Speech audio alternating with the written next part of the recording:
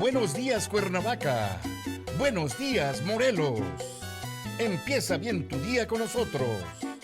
Estamos transmitiendo desde Cuernavaca, Morelos, México, la ciudad de la eterna primavera para todo el mundo. Desde la plataforma en Facebook de radioprimavera.mx. Buenos días, Cuernavaca. Buenos días, Morelos. Comenzamos.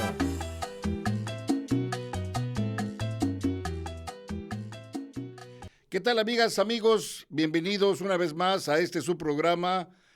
compartiendo nuestro patrimonio cultural, o más bien, patrimonio cultural compartido 2021, donde pues hemos hecho unos viajes a través del tiempo y el espacio, en un viaje que nos lleva el doctor Juan Antonio Siller Camacho, quien es el coordinador académico de este conversatorio, de esta serie de programas que pues está con el patrocinio de la Universidad Interamericana. Estamos muy contentos de que pues cada vez se unan más personas a vamos a decirlo así, a esta serie de programas que ha generado un movimiento,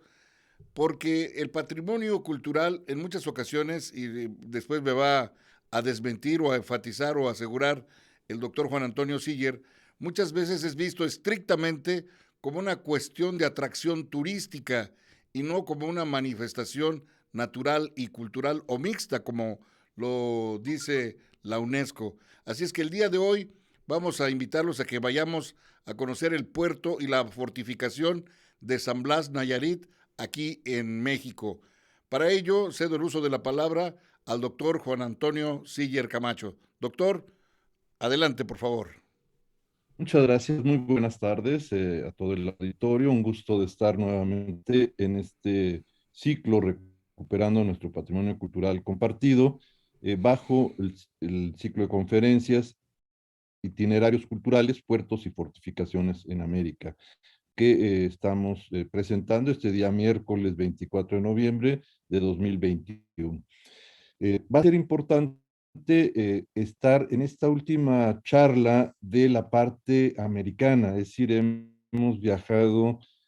haciendo un recuento de esta categoría tan importante como son los itinerarios culturales, que es una categoría que UNESCO incorporó y que tiene un manejo de patrimonio de territorio amplio. En este caso, vamos a manejar esa categoría en 3 continentes, o sea, vamos a trabajar en lo que es el continente americano, del cual hemos venido haciendo este ciclo, la relación que tenía en el flujo de esa navegación y de intercambios con la península ibérica, y sería ese otro gran continente europeo, y la importancia que tuvo la Nueva España como centro de esa globalización del siglo XVI con la otra parte del mundo que era la frontera del archipiélago filipino en la relación con toda la actividad cultural, comercial, con la parte asiática. Es decir, estos 3 continentes quedan integrados a partir del descubrimiento de un tornaviaje que fue, como se le llamó, al viaje de regreso de Filipinas a América, realizada en la empresa de Miguel López Legazpi y Fray Andrés Urdaneta, este agustino navegante que ya había hecho una gran circunvalación, conocía esas rutas y acompaña a Legazpi en ese viaje en 1565 que parte de Barra de Navidad y que al llegar ya a las rutas que ya se conocían para llegar al archipiélago filipino, se le da la instrucción de que busque la forma de poder regresar sin tener que hacer toda la circunvalación. Él hace la navegación más al norte hacia Japón y encuentra una corriente que lo baja a lo largo de varios meses a las costas del norte de California y luego va costeando hasta la península de Baja California. Eh, Ahí se abastecen ya hacia el siglo XVII, XVIII en una de las misiones, la misión de San José del Cabo, y posteriormente va costeando hasta llegar a Acapulco. Fue muy importante el puerto de San Blas para la navegación en esa parte del mar llamado lo que sería el Pacífico actual, el Mar del Sur, como era denominado. Desde ahí, con Hernán Cortés, hicieron muchas expediciones para tener la cartografía, ya que Baja California se pensaba que era una isla y que el paso a través de esa isla por la costa de México o de la Nueva España en su momento, se podía llegar fácilmente a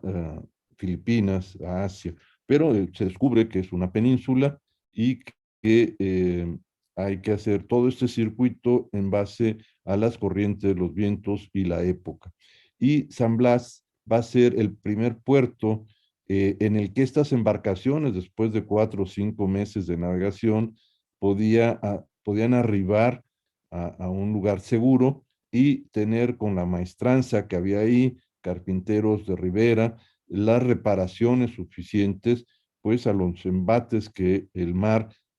había tenido con la embarcación a lo largo de meses sin tocar tierra y sin abastecerse. En ese lugar, sin descargar mercancías oficialmente, aunque se descargaban ilegalmente, se reparaba la embarcación, los daños que ésta tenía, y se continuaba hacia el arribo al puerto de Acapulco, en donde se realizaba hacia el mes de febrero la feria anual con comerciantes de todas las regiones que acudían al lugar para hacer la compra de productos y los pedidos que se habían hecho y los llamados situados, que eran eh, eh, embarques que ya estaban establecidos y que venían en la embarcación de esta nave mercante y astillada también era realmente una fortaleza la que se llevaba, más un espacio para toda la carga de mercancías, y en ese lugar se hacía esta feria, se descargaba todos los productos y se introducían por distintos caminos a distintas regiones. Entonces el puerto de San Blas va a tener esta importancia y vamos el día de hoy a comentar, al igual como lo hicimos en la sesión anterior, ya sin detenernos tanto en algunas descripciones que ya hemos hecho de la ubicación de este lugar que actualmente forma parte del municipio eh, de, eh, de Nayarit, en México, y su capital y el sitio que desde época virreinal existía tierra adentro era Tepic. Sus coordenadas son 21 grados 44 segundos al norte, latitud 21 grados 20 minutos, y está alrededor de unos 69 kilómetros de Tepic, que es la actual capital del estado. Entre los años de 1529 y 31, esta región de Nayarit fue colonizada por don Nuño Beltrán de Guzmán. Es el personaje que lleva a cabo esta primer colonización y fundación. Posteriormente, ya hacia el siglo XVIII, se va estableciendo en este lugar distintas embarcaciones y por las ordenanzas de propio Carlos III de España, se establecen barcos destinados a recorrer California y Sonora, y el visitador don José Gálvez estableció un mandato real para el departamento naval que se estableció de manera oficial en San Blas y que permitía el conocimiento naval de las islas y litorales del mar de Cortés. El sitio lo ocupa la zona de ribera y una elevación en el cerro llamado El Basilio, en donde se establece la contaduría, que es el asentamiento arriba del nivel de la costa, en esta elevación, con mejores condiciones, y ahí se construye el templo y la iglesia de Nuestra Señora del Rosario, llamada coloquialmente o popularmente la Marinera. En este sitio, a la salida de los jesuitas en 1767, viene la ocupación de Baja California y de las misiones que habían estado a cargo de la Compañía de Jesús por los franciscanos, quien la toman temporalmente. Otras de ellas fueron ocupadas más adelante por los dominicos, y a los franciscanos se les encarga ocuparse de la Alta California. Pero desde San Blas, el 12 de marzo de 1768, estos frailes franciscanos, al mando de Fray Junípero Serra, quien había realizado una labor muy, muy importante en la Sierra Gorda hacia el siglo XVIII, esa conquista espiritual y la fundación de misiones, 5 de ellas incluidas en la lista de Patrimonio Mundial, y que son misiones que siguieron el mismo programa de evangelización en su arquitectura, pero ya con una presencia barroca. Y es interesante cómo ver ese programa de evangelización del siglo XVI que se repite 300 años después, y se usa el mismo modelo, pero con una arquitectura correspondiente a ese momento. Él se dirige a la misión de Nuestra Señora de Loreto, que ya había sido fundada por los jesuitas como la misión madre para toda la expansión que los jesuitas tuvieron en la región de Baja California, y posteriormente él parte a la Alta California para realizar estos nuevos asentamientos. Hacia fechas posteriores, hacia 1770, se establece un importante hospital, es uno de los primeros hospitales en la costa, que era un edificio de una planta con alrededor de unas 20 camas, 3 cirujanos, y que para 1795 tenía ya capacidad de 100 camas, una botica que se surtía de medicinas de la región, probablemente mucha de la herbolaria, y este centro médico permitía durante la época colonial de tratar a muchos de los pacientes o enfermos que llegaban en las embarcaciones, además de los presidios, que eran estas avanzadas hacia el norte en los caminos que iban al norte, la parte septentrional de la Nueva España. Desde este lugar se hace la salida a navegaciones que tuvieron lugar en, en la Columbia Británica, en Canadá, como la más al norte, Nootka,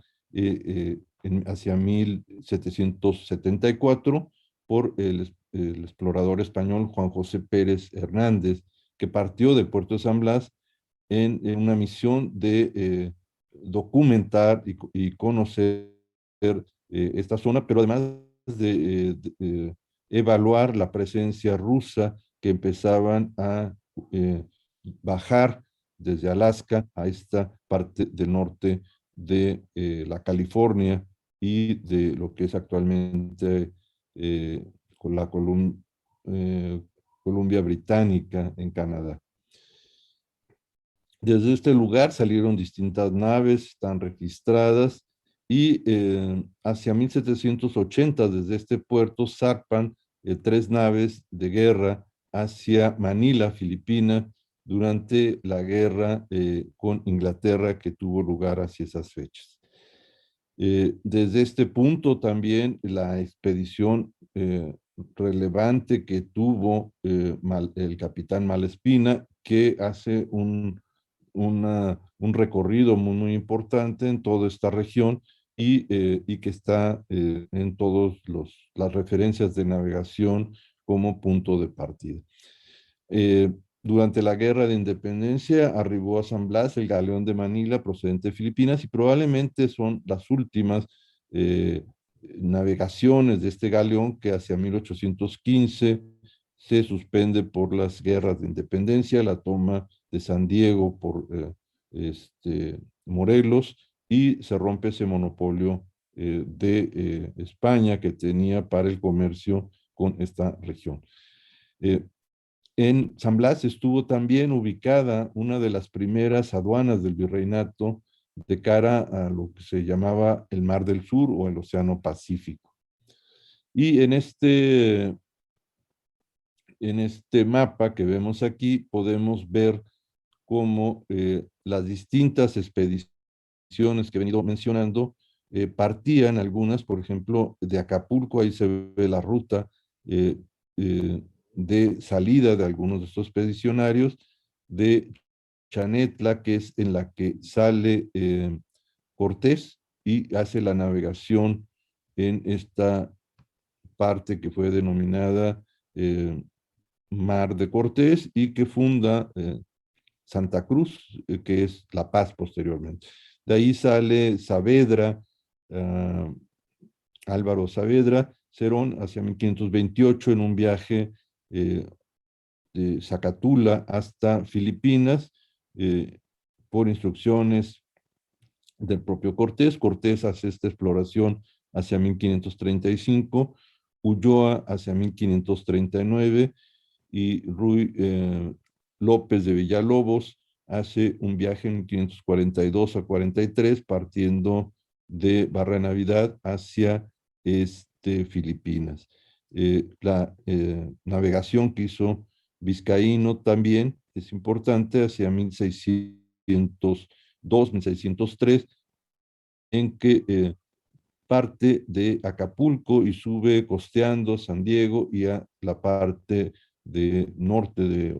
de Alta California y Canadá, y es una de las diversas expediciones que entre el siglo XVI, muy tempranas, de exploración preliminar, y las exploraciones a lo largo de la segunda parte del siglo XVI y siglo XVII, se realizan desde distintos puntos como son Acapulco, Zacatula, Barra Navidad, Chanetla, y la Costa Grande, la contracosta, como los jesuitas llamaron a esta parte del otro lado del Mar de Cortés, y luego la península que fue ocupada principalmente a partir de la Misión Madre, que en Loreto, a la parte sur de Baja California y a la parte norte, eh, hasta donde esas alrededor de 16 misiones los jesuitas ocuparon durante el siglo XVII y XVIII hasta su expulsión. En la embarcación del tornaviaje paraban en San José del Cabo y ahí bajaban enfermos, se abastecían de agua y continuaban hacia San Blas, donde se hacían las reparaciones y no se supone bajaban mercancías, estaba estrictamente controlado eso, pero se hacía descenso de mercancías de contrabando que se introducían por la costa hasta supuestamente la llegada a Acapulco, el control de estos productos y la feria que ahí se realizaba. Este otro plano levantado hacia principios del siglo XVIII, se marcan los principales puertos y lugares que se tenían referencia a lo largo de todo este litoral del Mar del Sur y algunos de los puntos, sobre todo hacia el interior de la bahía o del Mar de Cortés, el Golfo de California, en donde sí se tenía cercanía con las misiones, lo que era muy difícil hacia el otro extremo, hacia el mar abierto, ya que no había condiciones de agua para asentar una misión y poder abastecer la navegación y los suministros. En esta otra referencia se puede ver las provincias de Sinaloa, Sonora y California en este mapa de José Antonio de Alzate, en donde se puede ver los distintos puntos de la contracosta, los nombres, los ríos y la distribución de misiones jesuitas que en la parte norte de México existían. Este plano está datado hacia 1772. Este otro plano del puerto de Chacala en 1774 era un abrigo también importante para las embarcaciones y su protección en los puntos donde podían tener fondeadero y que permitía a las embarcaciones establecerse en resguardo en estas ensenadas o en estas bahías pequeñas que se tenían cercanas a San Blas. Aquí se ve en este plano del puerto de Matanchén, muy cercano, casi contiguo a San Blas, hacia 1746, se ve una embarcación en la parte profunda de esta ensenada y se ve parte de la vegetación que lo circundaba, la representación de montañas, etcétera, y era el lugar donde se podían resguardar las naves, ya que San Blas, que era salida de río, tenía dificultad para ingresar más allá que pequeños espacios en dos de los canales que existían en el lugar. Esta otra representación del desembarcadero de los ríos Grandes de Santiago y San Pedro hacia 1766, de Diego Joaquín Garavito, podemos ver las referencias de las ensenadas de Matanchén, aquí lo vemos, las rutas, las puntas que servían de referencia, la zona de esteros, que es la que rodea a San Blas, ahí se puede ver San Blas como Matanchén está a un lado, y la salida del Río Grande como hacía un delta en esta parte y tenía varias desembocaduras. Una de ellas era San Blas, luego esto Trabarra en Bocas de Río Grande, y la zona de eh,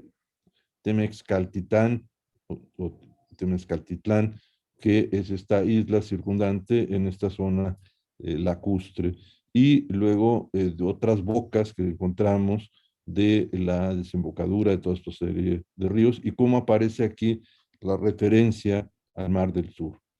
Este otro plano del puerto y departamento de San Blas de 1777 se puede ver la punta en donde hay una pequeña fortificación, un fortín. Hay otro en la zona de la maestranza y de la parte baja del poblado. Y aquí podemos ver con estas referencias numéricas cómo la salida de este Río Grande hacía dos canales y hacía un banco de arena en esta parte central. Entonces, aquí se ven embarcaciones pequeñas que podían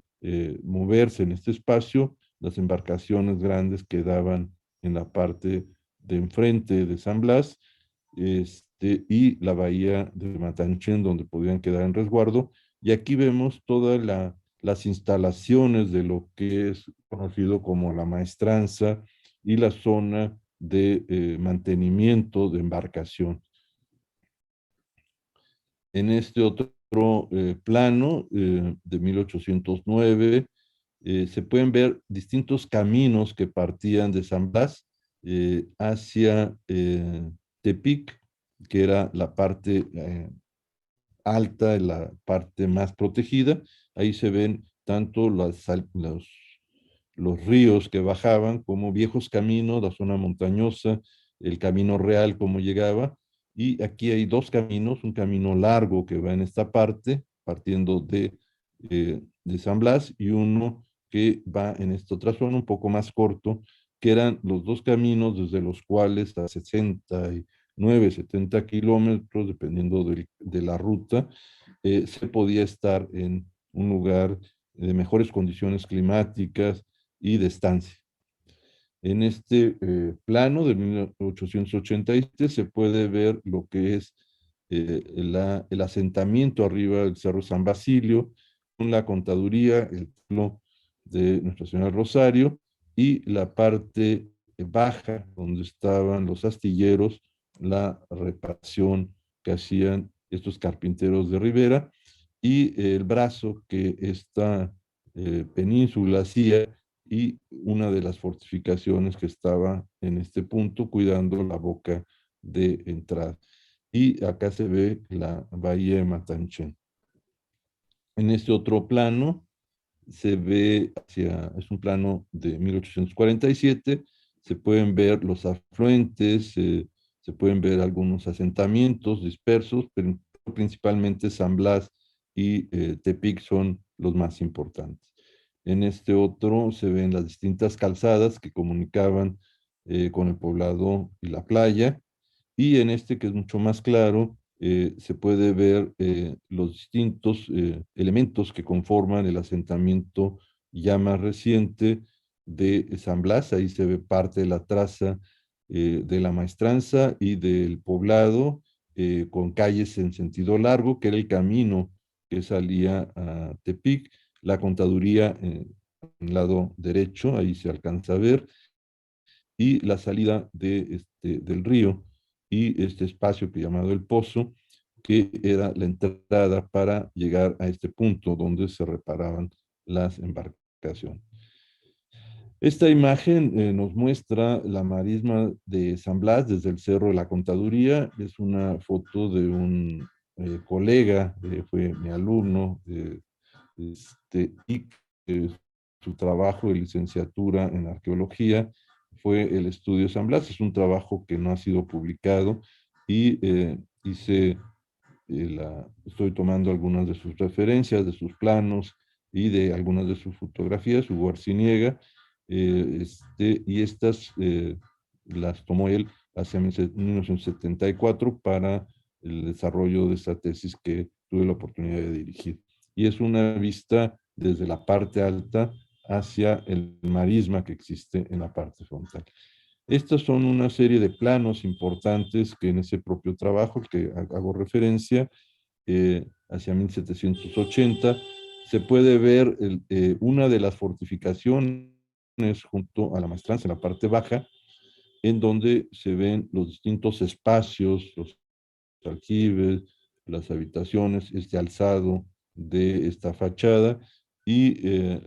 los puntos donde estaban la artillería y que hacía una defensa de tierra en la zona cercana a la entrada del río.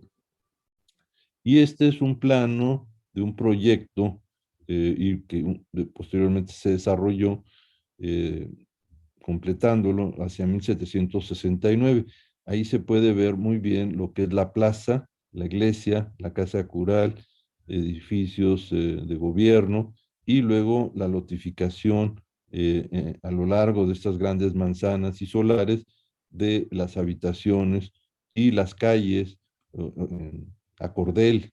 eh, trazadas en la parte alta, en un sistema español, en varas, y aquí se puede ver en la Rosa de Vientos cómo se ponen a 45 grados la traza para proteger de los vientos, que los vientos no hagan una corriente muy fuerte atravesando los vientos dominantes, atravesando la ciudad. Entonces se se giran esta traza a que rompa ese paso de viento, que sí se ventile, pero que no haga una corriente excesiva, sobre todo en esta zona, que es una zona de huracán. Entonces vean cómo el trazo de la ciudad correspondía a las ordenanzas que se hacían para las ciudades de nueva fundación. Y este es el plano definitivo en 1769, donde se realiza el trazo de este asentamiento, la parte alta de San Blas, con mejores condiciones de ventilación, un poco más retirada la zona de los manglares y pantanos que están en la parte baja y que lo hacen muy insalubre. Es decir, los asentamientos en costa eran muy complicados, tanto en San Blas, en Acapulco, en Veracruz. Se prefería tener lugares de mejor condición climática o aires, como decían los españoles en ese momento. En el caso de Veracruz, se descargaban, se movían y salían a una cota de más o menos 1500 metros a Jalapa, en donde ahí se realizaba la feria. En el caso de Acapulco, pues se hacía en el propio puerto, pero se movilizaban a puntos de mejor condición. Y en el caso de San Blas, los capitanes de barco estaban en Tepic, bajaban justo los días previos a la salida y se hospedaban 1 o 2 días para salir y evitar las malas condiciones climáticas y de salubridad que existía en la zona de la costa. Este plano del puerto de San Blas de 1780 se puede ver la entrada. Aquí se ve uno de los canales que yo había mencionado. Aquí baja el río, aquí hace otro canal, y este es el banco de arena que existe en la zona central, no se puede fondear en ese lugar. Y luego en todas estas partes está la maestranza, donde se hacían todas las reparaciones, se hacían las piezas que se requerían para reparar las embarcaciones, y había los asentamientos de los trabajadores cercanos a los talleres. Esta era la parte baja de San Blas. Y la maestranza, quise traer esta nota, se entiende por el personal de maestranza cuyas funciones habituales consistían en la realización de tareas de limpieza, lavado en general, incluidas las de carácter técnico e industrial, rasqueteado, encerado, lustrado, pulido, plastificado de pisos, limpieza, lavado de ámbitos alfombrados, superficie, etc. Y para una definición de maestranza de marina, es el nombre de los que por sus diversos oficios forman parte de la dotación de una nave en las embarcaciones, y estos pueden ser el obrador de lonas, cables, cuerdas y otros eh, elementos propios de la navegación. Esta ordenanza de la maestranza naval, que eran normas que fueron establecidas hacia el siglo XVIII y XIX y constituían un cuerpo documental de las maestranzas navales, como eran definidas, y que era un grupo especializado hacia el siglo XVIII de los departamentos marítimos. En los más importantes en España, al norte está Ferrol, Cádiz, Cartagena, y se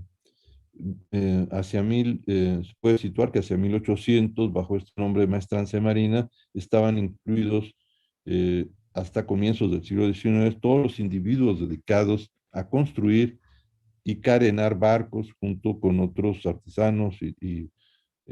talladores, obreros, que se ocupaban de los distintos aspectos de embarcaciones.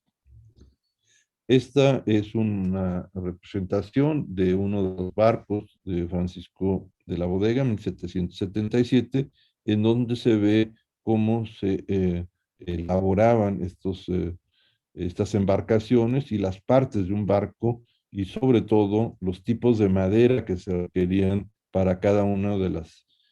partes de la embarcación. Estas maderas tenían características diferentes y cada una era seleccionada para una parte estructural de la arquitectura del barco. Estas son una relación de maderas mexicanas que se encontraban en esta región y que eran utilizadas para las reparaciones de estas embarcaciones. En esta fachada y esta ilustración de esta foto tomada por Hugo Antonio Arciniega Ávila hacia 1994, se ve lo que es la ruina, los restos de la contaduría que han sido restaurados ya en fecha más reciente, pero que se encontraron por mucho tiempo abandonados en la parte de arriba de este Cerro San Basilio. Ahí se ve parte de los muros y la artillería de algunos cañones viejos, eh, la arquitectura de este gran edificio, que era un edificio administrativo en la parte alta, y el edificio del templo de Nuestra Señora del Rosario, llamado de la Marinera, y la sacristía contigua al mismo, y es una fotografía de hacia 1994. Hasta la fecha, bueno, esto es lo que es la sacristía, tiene una espadaña, el otro perdió la torre o la espadaña que tuvo, y se conserva únicamente la fachada, los muros perimetrales, y el interior. Se conservan los arcos que soportaban una cubierta ligera de teja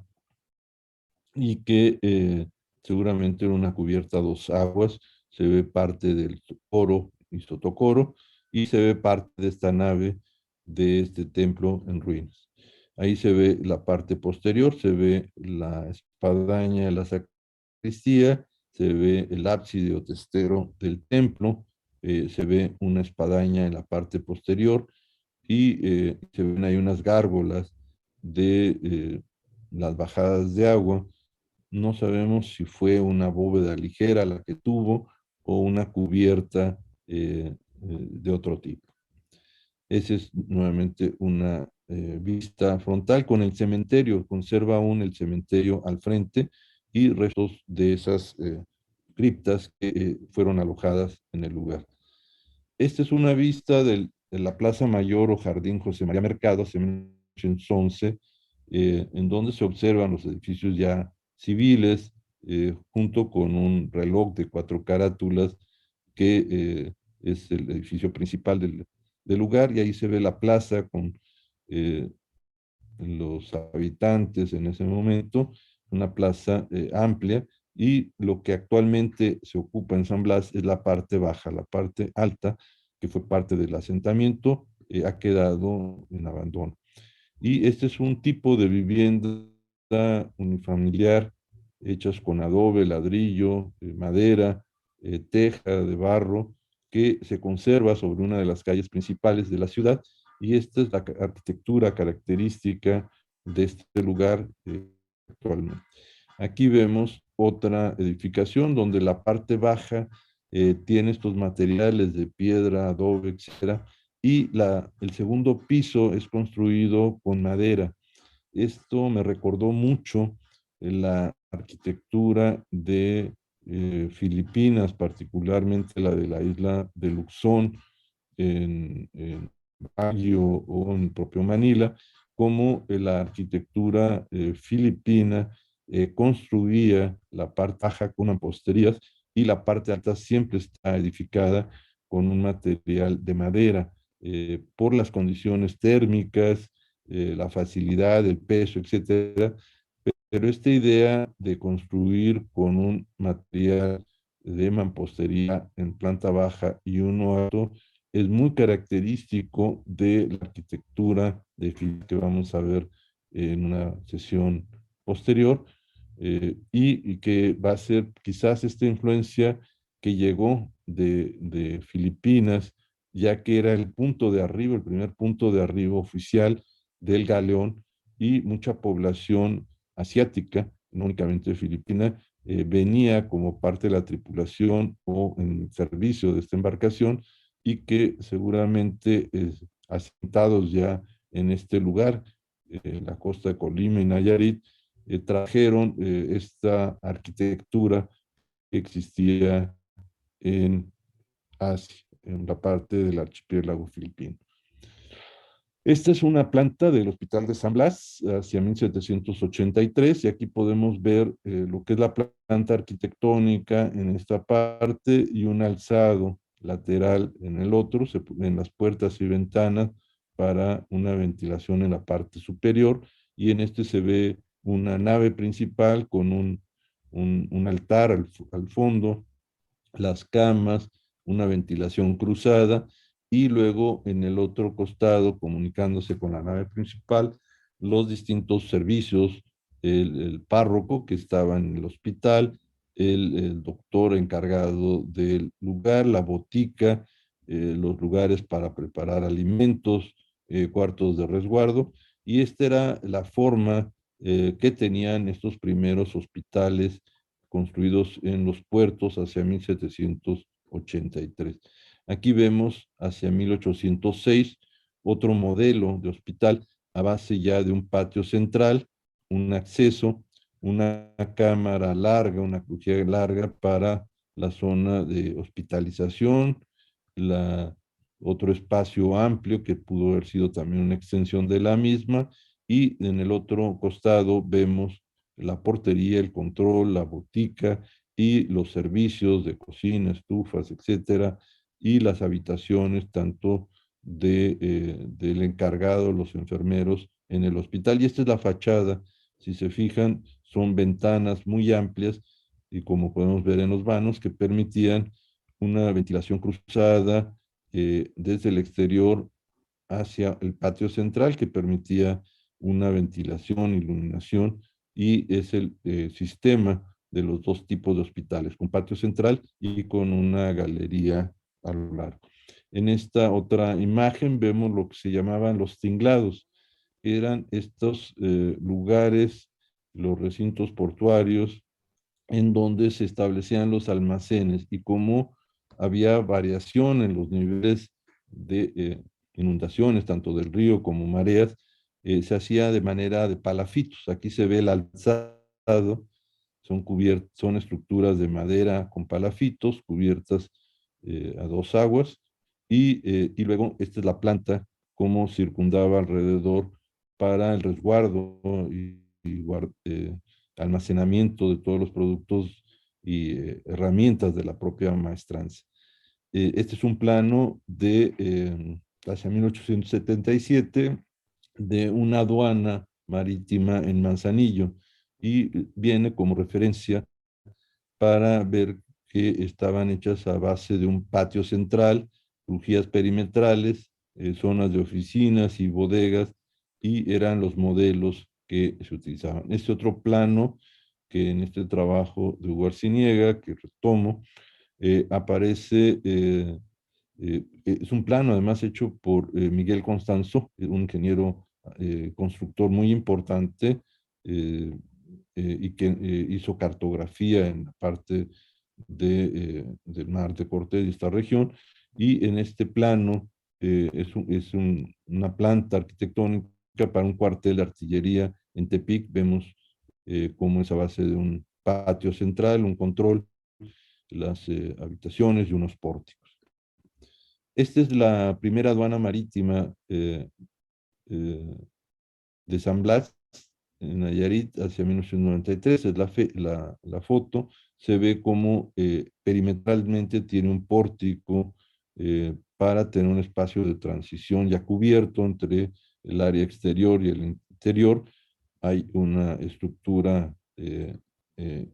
dos niveles en la parte interior y aquí se puede ver en distintos momentos, esto es hacia 1911, cómo estaba funcionando este pórtico, la construcción en dos niveles de lo que es la aduana. Y aquí vemos una foto en el contexto urbano, o sea, la calle principal, que es el eje principal de San Blas, y luego cómo fue abandonada en algún momento y se ve cómo colapsaron algunos de los muros en la planta alta y el espacio quedó un poco en ruinas. Estos planos finales de Puerto y Departamento de San Blas nos permiten ver los distintos espacios, lo que se llama el recinto portuario, el arsenal, las calzadas, los barrios de las maestranzas, el canal de marea, el cerro de la contaduría, y aquí se ve el asentamiento alto, la punta esta, Piedra Blanca, que es un referente de navegación, y la punta del Vigía, el desembarcadero, vean aquí, y luego el estero, como en esta parte se podía estar cercano a la maestranza. Aquí vemos en este otro la parte de mar, esta es la entrada, aquí está la contaduría, el Cerro Alto, los caminos que iban desde la parte baja al cerro, y esta es la salida del río, y este es el punto del establecimiento del poblado en la parte baja, y se pueden ver la traza y las calles principales que llevaban hasta los caminos de terracería o reales, y esta otra podemos ver las distintas partes, la Villa del Cerro, el Arsenal, poblados de playa, los fondeaderos, el Fortín, los canales, etcétera, del emplazamiento. Este es un plano más reciente donde se ve la ampliación ya de la ciudad, ya aparece ahí un aeropuerto. Ahí se ven los ejes principales que la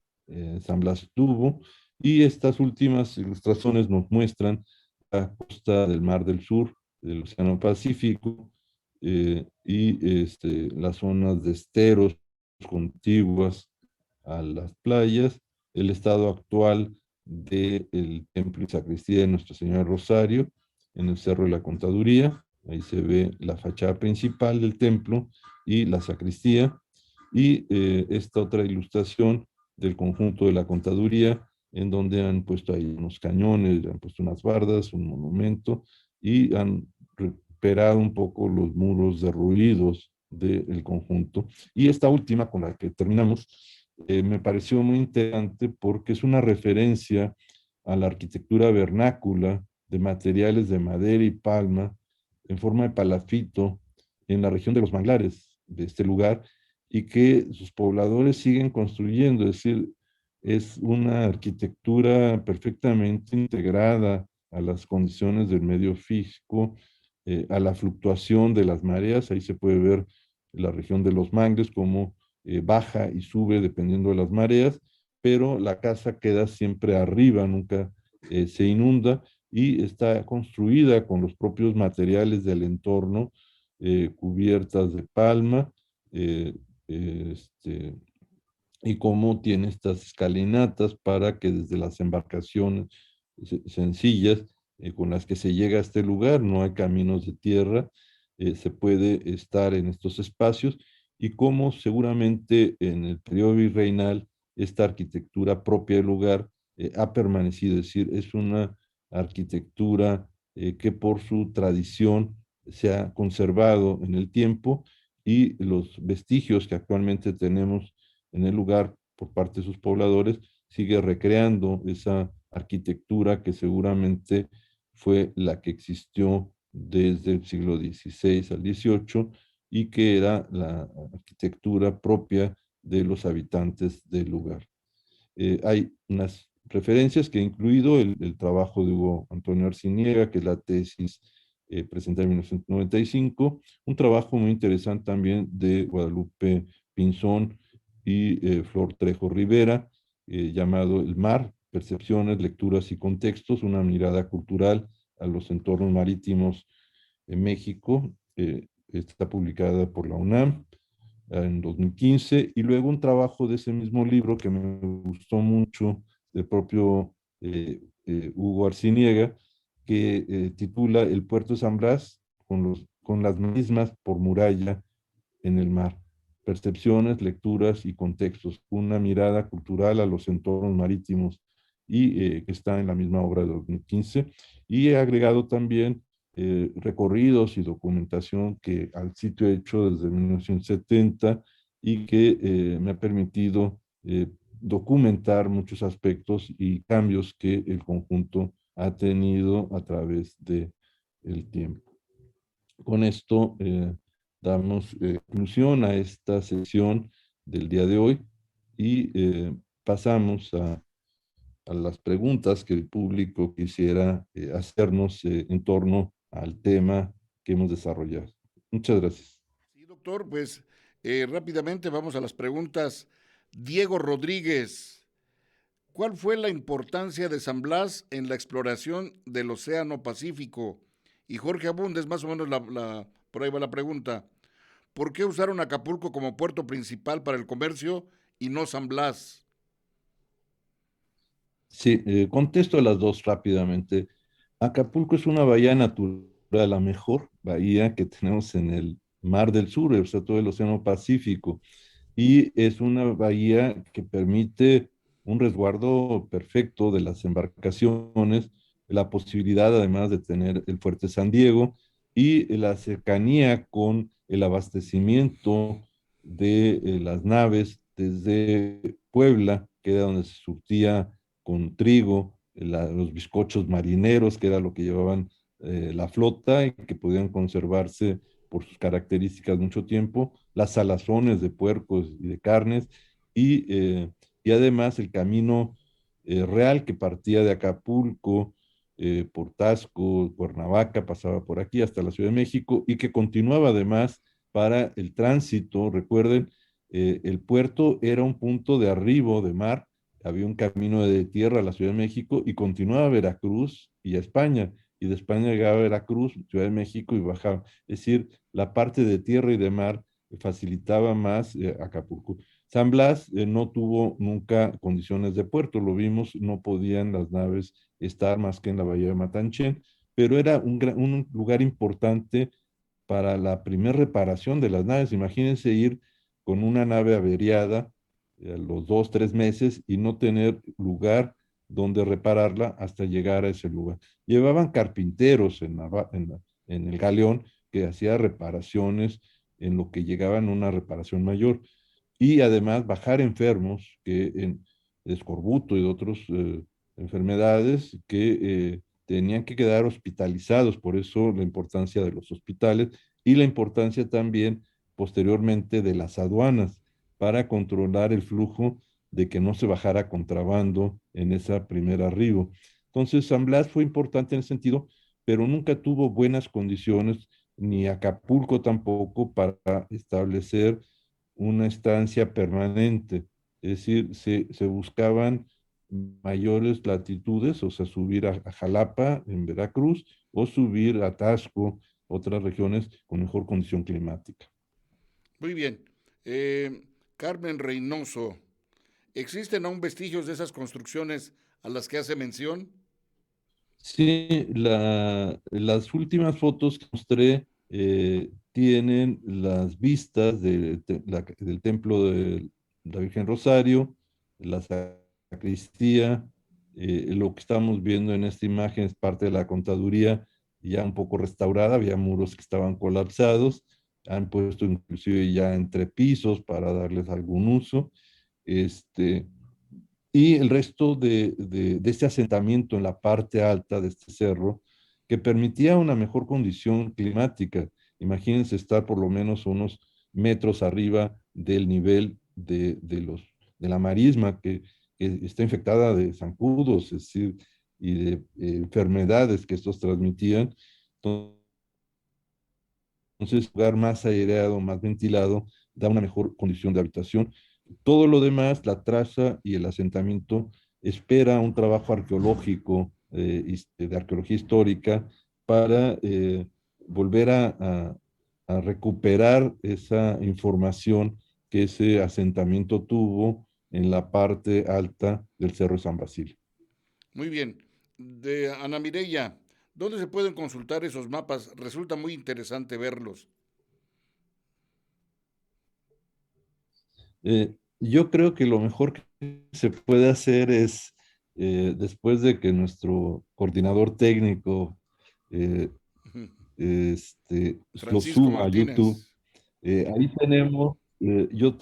ahí tenemos 48 conferencias al momento, con planos, textos, Que la los puede consultar. grabación completa. Entonces, ustedes la pueden bajar en su computadora. 48 sesiones, tomar notas, pueden copiar los planos, los pueden bajar de ahí. Y en casi todo